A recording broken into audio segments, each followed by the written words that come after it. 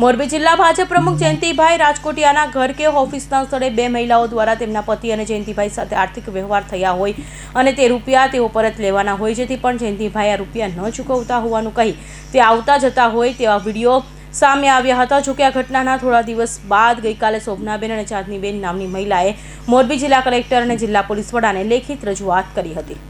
દેવું થતાં ભાગી જવાની વાતને લઈ મોરબી જિલ્લા ભાજપ પ્રમુખ જયંતિ રાજકોટિયાએ પોતાનો બચાવ કરતા જણાવ્યું હતું કે કોઈ રૂપિયાની ચૂકવણી બાકી નથી, આ મને ખોટી રીતે મને બદનામ કરવામાં આવી રહ્યું છે। જે મહિલા રજૂઆત કરી રહી છે તેમના પતિ સાથે અમારે નાણાકીય લેતી દેતી બાકી નથી, અમે ગત ઓગસ્ટ મહિનાના દસ્તાવેજ પણ કરી આપ્યો છે, આ મને બદનામ કરવાનું કાવતરું છે, જેથી આ બાબતે વધારે કશું કહેવાનું નથી।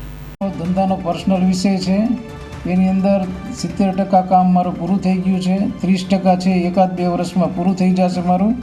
અને હું અહીંયા જાહેર જીવનમાં છું, હું વિદેશ જવાની વાત હોય તો હું ક્યાંય જવાનો નથી। આજે પણ હું કાર્યાલય રોજ સવારમાં હોઉં છું, પાર્ટીના કાર્યક્રમોમાં હોઉં છું, જાહેર જીવનની અંદર જ વચ્ચે હોઉં છું। અને 2-3 વિઘ્ન સંતોષી લોકોને કારણે લોકો એક બદનામ કરવા માટેના એક પ્રયત્ન થાય છે, એટલે એના કારણે થઈને આ બધી તકલીફો છે, બાકી કોઈ જ કારણ નથી ચિંતા કરવાને। આજે પણ હું આ બજારમાં સમાજની વચ્ચે જ છું। મહિલાઓ દ્વારા આક્ષેપ કરાયા હતા કે ભાજપના હોદ્દેદાર હોવાથી પોલીસની મદદથી તેમના પર ખોટું દબાણ કરે છે।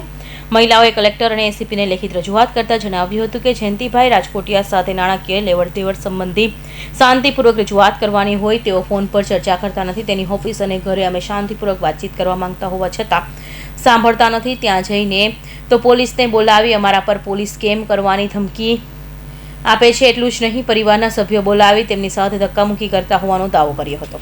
કૌશિક પટેલનો report, Hind TV news, Surat.